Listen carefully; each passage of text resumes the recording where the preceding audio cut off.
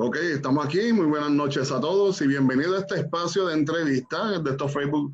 Se supone que hubiera sido un Facebook Live, pero tuvimos problemas con el internet y en estos momentos pues tuvimos que hacer esta grabación, pero como quiera se le está llevando la información que se le había prometido. En la noche de hoy vamos a estar hablando de reinventarse en medio de la crisis. Y tenemos un invitado muy especial, que el señor Manuel Sidre, que Manuel Sidre es un administrador y emprendedor de Puerto Rico con más de 45 años de experiencia en administrar negocios y fundador de Los Sidrines. Bienvenido, Manuel Sidre. Saludos, Luis, saludos a ti y a todos los amigos que te siguen en las redes sociales y en Puerto Rico. Y les deseo que todos estén saludables. Gracias. Cuéntenos, ¿cuál ha sido su experiencia en momentos de crisis? Ya que estamos Mira, Luis, yo pienso que la palabra crisis es una palabra que debe de estar en el acervo de todo empresario. Existen a diario muchas crisis en los negocios. Unas son mucho más relevantes que otras. Unas podemos controlar, otras no las podemos controlar. Pero la realidad es que las crisis, la habilidad y como parte de la cualidad imprescindible de un empresario es la capacidad de manejar la crisis. Porque pretender tener un negocio o vivir una vida o ser una persona en una línea recta sin que se desvíe nada, eso no es real. Por lo tanto, las crisis son parte diaria de los negocios. Crisis de empleo, crisis laboral, crisis de energía, crisis de abasto, crisis de venta, crisis de cobro. Y hay, como saben, hay crisis como María, como los temblores y ahora como el coronavirus, que no podemos controlar. Pero sí, el empresario tiene lo que muchas veces hablamos como ese cuero duro, sí, y que ha sido debidamente solidificado a través de su vida de negocio.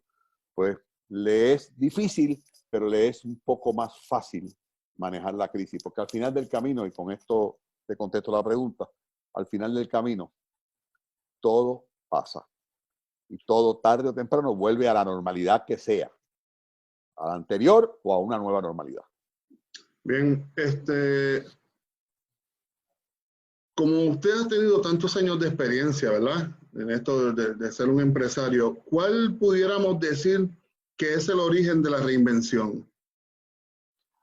Yo tenía un compañero de módulo industrial hace 30 y pico de años, que después se fue para Inglaterra con su esposa, porque su esposa ambos eran hindú, y ella había heredado un dinero, y establecieron un negocio de contract manufacturing en Londres, que después se convirtió en uno de los negocios de manufactura por contrato más grandes del mundo. Y cuando yo presidí los industriales en el año 2003, yo lo traje a Puerto Rico y él fue mi speaker en una de las actividades que hacíamos. Y yo me acuerdo cómo él empezó. Él empezó diciendo que las mejores ideas nacen en las crisis. Muy bien. Así que si nosotros podemos definir qué es una crisis desde el punto de vista de un empresario, pues ya te dije la primera, es un momento de probar ese cuero duro, pero también es un momento de probar esa creatividad, esa innovación y esa diferenciación que debe de caracterizar a todo empresario, pequeño, mediano o grande. Sí, entonces, ya que vamos en esa línea, ¿verdad? Ya que estamos hablando en esa línea, me gustaría, ¿verdad? ¿Por qué surge la necesidad de hacer cambios para subsistir, ¿verdad? En medio de estos cambios, ¿por qué surge esa necesidad de hacer esos cambios? Hay dos formas de hacer cambios. Los cambios que lo provocan las cosas que no te controlan, lo que tú no controlas, esa por lo general es más difícil porque no está sintonizado a ese cambio. Yo no soy muy asiduo a esa mirada.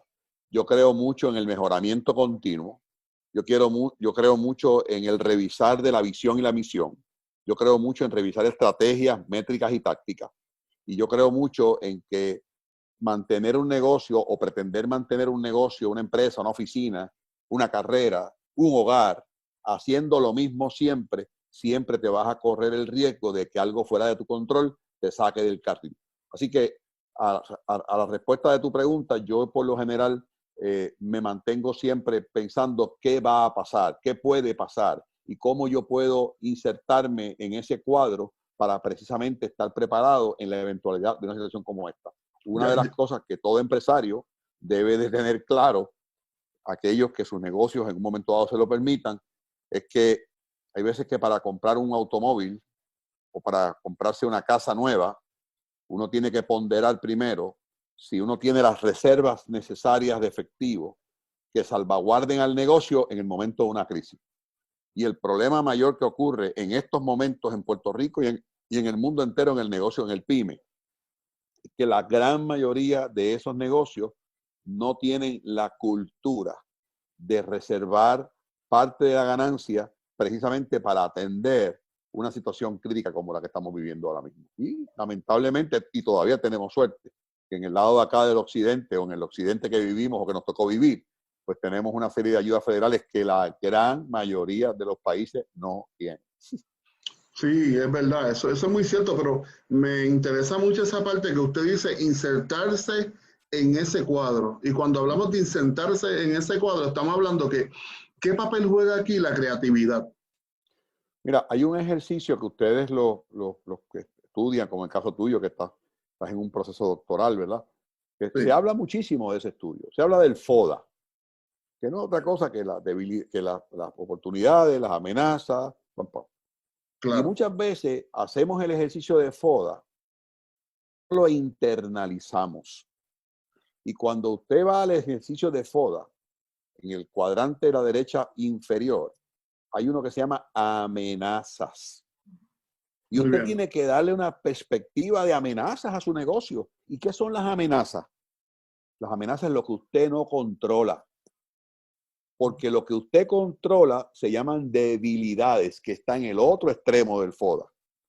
Y las oportunidades nacen precisamente de cómo convertir estas oportunidades en resultados, en oportunidades. Y creo que ese ejercicio que lo estudiamos y lo hemos estudiado y lo oímos y lo escuchamos en cuanto foro hay por haber, debe ser un ejercicio que se haga de forma continua. Continua means every year or every 2 years, precisamente para que la gerencia, la dirección del negocio, el dueño, el fundador, sus empleados, sepan en todo momento dónde están. Muy bien, ya que estamos en esto, hay una pregunta que siempre me encanta hacer porque hay muchos empresarios, ¿verdad? Yo veo que hay muchos empresarios que son fuertes en medio de la situación y de la crisis, se reinventan. Hay otros que le da mucho temor, ¿verdad? Y no es duda, ¿verdad? De perder, de hacer esos cambios. Pero un empresario como usted, que esto es una pregunta que yo estaba, ¿verdad? En mi mente por hacerla. Un empresario como usted, con 45 años de experiencia en esta industria, que no es fácil mantenerse todos estos años. Cuando llega el momento de la crisis, ese momento tan fuerte de la crisis, ¿qué es lo primero que viene a su mente? Primero que todo, que yo no soy Superman. Muy Yo bien. padezco de los miedos, de las inseguridades, de los temores, que tú que me estás viendo en este podcast, padeces igual. Yo Claro. padezco de inseguridades, yo suelo correr asustado, la única forma, pero Claro, eso yo es así. a la misma vez, cuando yo hablo de una crisis, primero te confieso, hago todo lo indecible por anticiparlas. La gran mayoría de las crisis en los negocios se anticipan. ¿Ok? Pero indistintivamente que la puedas anticipar o no la puedas anticipar, como es el caso específico de estas tres que nos ha tocado vivir en los últimos 4 años. Que han sido una tras de otra Una fuerte, tras de pero otra. fuerte. Y las que faltan, Luisito, y las que Sí, faltan, si lo que hay es que estar vivo para que esto sí, pase. seguro. Lo que hay que vivir en la tierra para que esto pase. Pues, Eso es ¿cuál es así. el compromiso que yo tengo? Y que estoy seguro que todos ustedes tienen. En el momento en que ocurra, yo no me voy a ir a llorar para maternidad. Claro, hay que ser Yo me voy a fuerte. enrollar la manga y me voy a contestar y me voy a preguntar qué puedo cambiar ahora, qué puedo mejorar mañana, y qué no puedo hacer nada porque no está bajo mi control. Y las primeras dos, pues ejecuto de acuerdo a las respuestas a esa pregunta.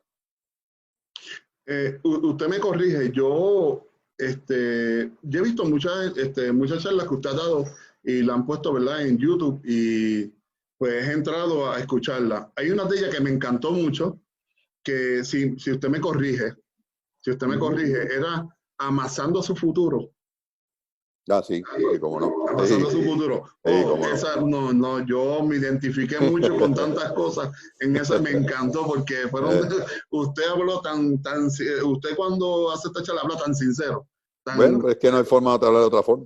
Sí, entonces yo he visto que esas entrevistas previas donde usted habla de la actitud que debe tener un empresario a la hora de enfrentar la crisis, y me refiero a los momentos que usted ha hablado, que usted dijo en esa charla, 500 veces me he caído, seguro, y 500 veces me he parado y he seguido hacia adelante. Me encantó la parte que usted dijo que no, usted era una persona normal como las que estaban allí sentadas, que ¿verdad?, probó, fue a un lugar donde habían 11 panaderías y 14 panaderías, y usted miró cómo era el proceso, hizo todas esas cosas, se cayó, se levantó, luchó hasta que logró esto. Pero hay lugares en estos momentos, ¿verdad?, como son, podemos decir, por ejemplo, las barberías, los salones de belleza, restaurantes, tiendas por departamento, tiendas de ropa, tiendas de calzado, ferretería con limitaciones, y otros muchos negocios que en estos momentos han tenido que, por ejemplo, una ferretería tiene que estar viernes y sábado, y una tienda por departamento no puede abrir porque no puede aglomerar mucha gente. Y si abre, pueden entrar uno a uno, que usted sabe que esto es un proceso que entran uno a uno y la gente no es el mismo ingreso.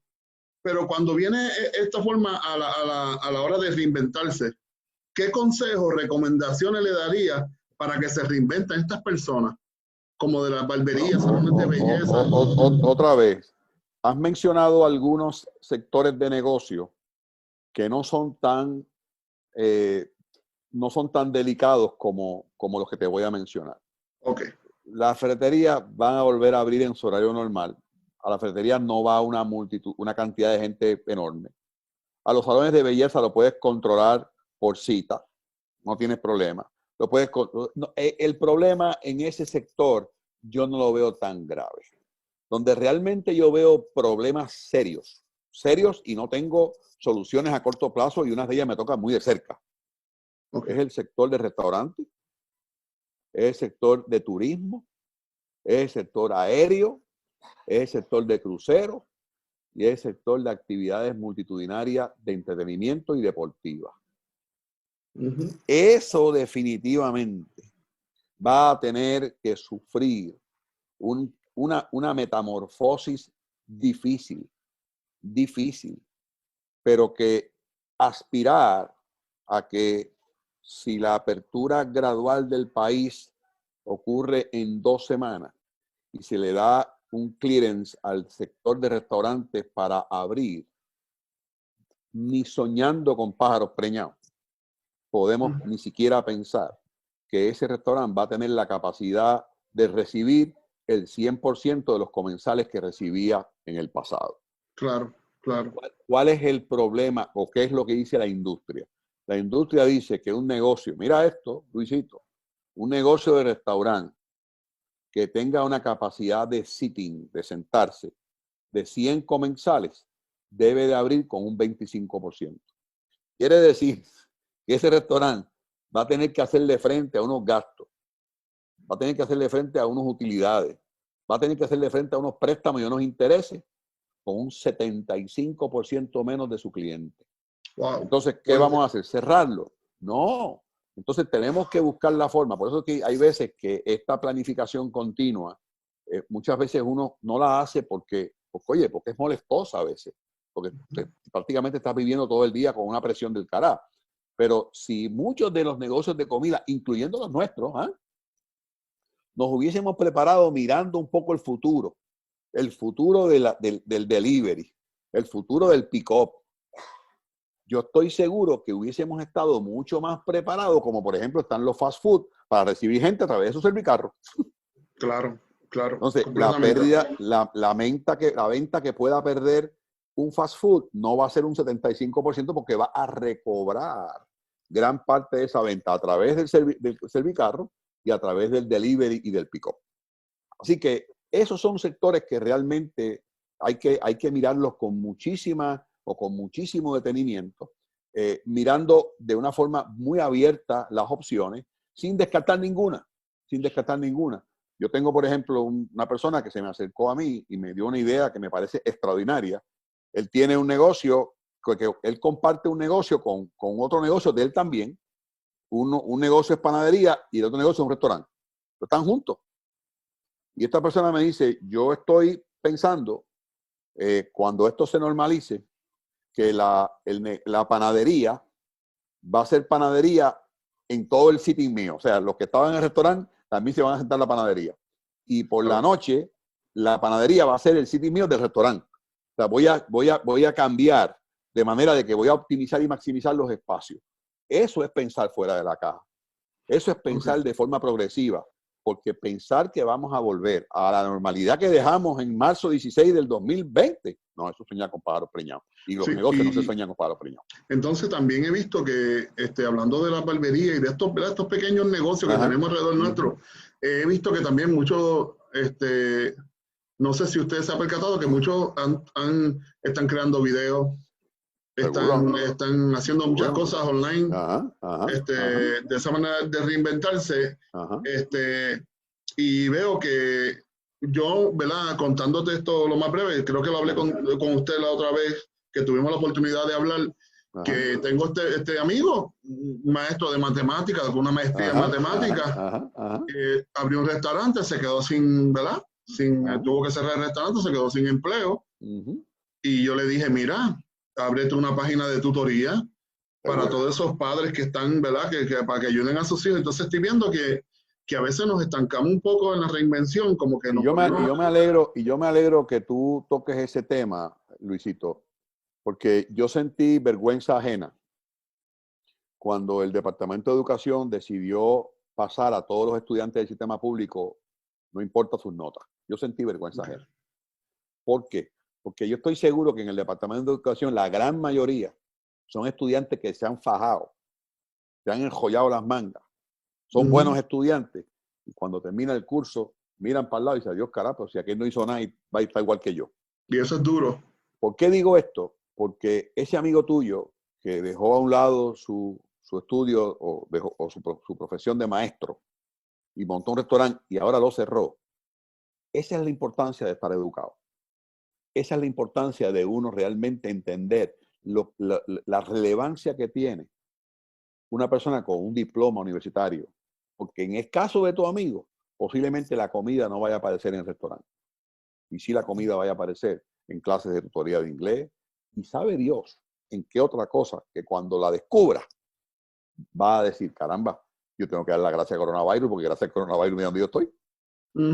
Así es, hay que trabajar y inventarse. Es que no hay de otra. O sea, la experiencia que tú estás recogiendo a través de lo que estás haciendo en PAE profesional, esa experiencia tú no la necesitas. O sea, tú no tendrías que hacer esto. Tú estás estudiando un grado doctoral. El liderazgo organizacional. Pero yo te aseguro a ti que cuando Luis Ortiz termine su PhD y haga su tesis, muchas de estas experiencias, muchas de estas entrevistas lo van a nutrir para ser un elemento diferenciador en la profesión que escogió estudiar. Amén. Eso es reinventarse. Sí. Eso es reinventarse. O sea, muchas veces creemos, muchas veces ponemos tan aspiracional la reinvención. Nos creemos que quien únicos reinventan son Edward Moss y Bill Gates y Steve Jobs. Si es que la innovación está a la vuelta de la esquina, frente a ti. Y tengo que citarme yo como ejemplo. El pan, hay data empírica que dice que el pan tiene 5,000 años de existencia. O sea, ¿qué no se habrá inventado del pan? ¿Qué no se conocerá del pan?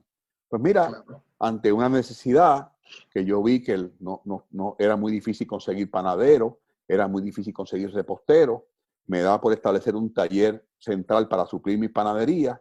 El exceso de esa producción lo convertí en tener una panadería tan fácil como llamarnos 1-800 dame pan. Y hoy por hoy, gracias a ese esfuerzo, nos podemos mantener. Y gracias a ese esfuerzo, estamos manteniendo 150 empleados, porque todo lo que estamos produciendo lo estamos exportando para los Estados Unidos. Wow, wow. Pero nació de ahí. Nació de una necesidad, en un producto antiguo que uno puede decir, pero ¿qué es lo que...? No, por eso es que mi recomendación a tus amigos que te siguen en las redes, que el empresario tiene que tener 3 credos que son muy importantes. Muy importantes. El primero, el empresario debe de esforzarse y de mantenerse enfocado en el resultado, no en el esfuerzo. El empresario tiene que tener la valentía de cortar aunque le duela. Y el empresario tiene que seguir su instinto y tomar decisiones. Porque las crisis, los problemas, llegaron para quedarse. Pero si usted está preparado para atender esas crisis y esos problemas, yo le aseguro a usted que la travesía es un poco más sencilla. No difícil, pero un poco más sencilla. Bueno, para finalizar, ¿verdad?, la entrevista, me gustaría que usted ¿verdad?, hablara, que podría compartir con nosotros algún ejemplo que en algún momento usted haya visto de una persona que usted la haya visto reinventarse, que le impactó a usted, desde que sacó una idea, usted tuvo la oportunidad de ver a esa persona sacando esa idea, aplicando y la vio desarrollarse, que le haya impactado a usted. En el año 76 llegaron a Puerto Rico, 74, 75, llegaron a Puerto Rico las industrias 936. Y lo que se dice por ahí de que Puerto Rico la ventaja que tiene es su gran capacidad de recursos humanos, esa es la absoluta verdad. Pero no es menos cierto que al cabo de los 80 y pico, jurisdicciones como Costa Rica, como Singapur, como Irlanda, como Hungría, empezaron a diseñar programas de atracción para industria que provocaron que muchas compañías se fueran de Puerto Rico. Y a eso le sumamos que en el 1995 se cerró el pipeline porque Estados Unidos le dio 10 años a Puerto Rico para salir del 936 y las corporaciones se convirtieron en CFC. Aquí había jóvenes, que hoy no son tan jóvenes, ¿verdad? Pero hoy había jóvenes que vivían muy bien, pero muy bien. Estaban en el negocio de validación, una de las características que distinguía a Puerto Rico sobre el resto del mundo. Yo vi a esa cepa de jóvenes, como Jorge Rodríguez, Elizabeth Plaza, entre otros más, cómo se reinventaron y cómo llevaron su negocio overseas a validar industria farmacéutica con la experiencia de Puerto Rico, a Irlanda, a Costa Rica, a New Jersey, a Nueva York, a Los Ángeles, a Hungría, a Singapur, entre otros. En otras palabras, pudieron haberse quedado en el negocio, ¿verdad que sí? Claro. Por eso es que ante tu pregunta de quién me inspiró, oye, el mundo está lleno de inspiraciones. Desde a mí, este individuo Musk me inspira muchísimo porque el tipo no para de crear. Bill Gates, para mí, sin duda alguna, es un innovador increíble. Steve Jobs, creo que puso la línea de por donde tenemos que irnos. Pero la realidad es que lo que yo aprendí de los grandes, de los pequeños, de las Elizabeth Plazas de la vida, o los Rodríguez de la vida, o los Bill Gates, o los Edward Musk, es que el empresario tiene que ser innovador, no serlo y pensarlo, y actuar innovadoramente. Debe ser diferente y debe ser relevante. Con esas 3 cosas, usted le mete mano a lo que venga. Pero tiene que estar claro que eso debe ser el norte. Wow. Y eso es lo que muchas veces nos es un poco difícil aceptar. Yo creo que usted sepa que yo comencé con esto de Empire Profesional, ¿verdad? Leadership.